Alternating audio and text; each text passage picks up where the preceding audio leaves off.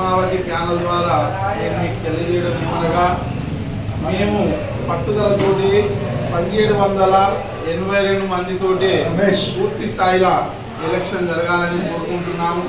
ఇందులో ఎలాంటి సందేహం లేదు. మా ప్రత్యర్థులు ఓటర్లను మభ్యపెట్టడానికి, వాళ్ళను భ్రమలో వేయడానికి, మాపై దుష్ప్రచారం చేయడానికి, ప్రజలకు సంతకాల సేకరణ అని వీళ్ళు చేయబట్టే స్టే వచ్చింది, ఎలక్షన్ ఆగింది, మీకు ఓటు హక్కు ఉండదని వాళ్ళను భయపెడుతున్నారు. ఇందులో ఎలాంటి భయం ఓటర్లకు, శాశ్వత సభ్యులకు అవసరం లేదు. ఎప్పటి వరకైతే ఈ 1782 మందికి ఓటు హక్కు దొరకదో అంతవరదాకా ఎలక్షన్ మేము జరగనీయము. మేము అందరినీ కలుపుకొని మేము మీతో కలిసి ఎలక్షన్లో నిలబడతాము. మరి ఈ ఎలక్షన్ కూడా ప్యానల్ ద్వారా 26 మంది పండిలు మరియు 4 కమిటీ, ఇది అంతా ఒక ప్యానల్గా సిస్టమ్గా జరగాలని మా యొక్క ప్యానల్ కోరిక. ఈ విధంగా జరిగితే ఎలాంటి అవకతవకలు ఉండవు. గెలిచిన వారికి కూడా చాలా ఉత్సాహంగా పనిచేసేటువంటి అవకాశం ఉంటుంది. మరియు ఈ ప్యానల్ ద్వారా నేను క్యాషియర్గా పోటీ చేస్తూ ఉన్నాను.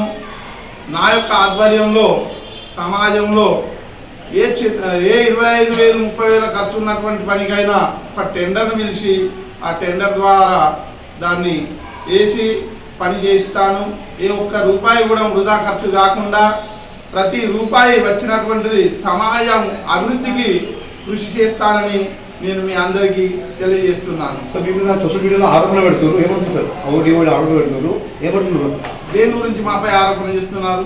అంటే మీ వల్లనే ఆగింది, ఎలక్షన్ ఆగింది, దాని తర్వాత న్యాయం జరుగుతుంది అందరికీ అని అంటారు, ఏమంటున్నారు? మేము ఆపింది మన శాశ్వత సభ్యులకు న్యాయం జరగాలి, సమాజానికి న్యాయం జరగాలనే మేము ఆపడం జరిగింది.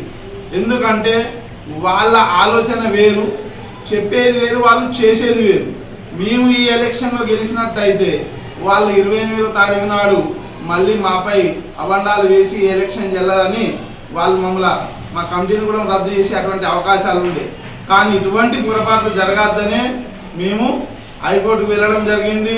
ఇవన్నీ మా ప్రస్తుతం ఉన్న ఎలక్షన్ కమిటీ వాళ్ళని అడిగితే ప్రతి దానికి వాళ్ళు కూడా మాకు సమాధానం ఇప్పిస్తుండే. మీకు ఏదైనా ఉంటే మీరు చారిటీ కమిషనర్ దగ్గరికి కానీ మరి హైకోర్టు గారికి వెళ్ళి మీరు కొట్లాడచ్చని అంటున్నారు. సార్, మేము నోరు తెరిస్తే మా ప్రత్యర్థులు భీవండిలో ఉండలేదు. చెప్పండి, ఏమంటున్నా? నాకు నోరు ఉన్నది, భగవంతుడు మాకు ఇచ్చిండు, మాకు సహన శక్తి ఉన్నది. అందుకే మేము ఎక్కువ మాట్లాడుతున్నది. ప్రతి విషయం మీద అవసరం ఉన్న విషయాలను మేము మాట్లాడుతున్నాము. మా లక్ష్యం ఒకటే, 1782 మందితోటి ఎలక్షన్ జరగాలి. ఇది ఒక ప్యానల్ సిస్టమ్ జరగాలి. ఈ ఎలక్షన్ మొత్తం ఒకటే రోజు జరగాలి, అది కూడా ఆదివారం రోజే జరగాలి అని నేను కోరుకుంటున్నాను. ఈ విధంగా ఎలక్షన్ అయిన తర్వాత సమాజాన్ని మా ప్యానల్ ద్వారా మేము ఏ విధంగా ముంగడికి తీసుకుపోతామో అది మీకు చూపెడతాము.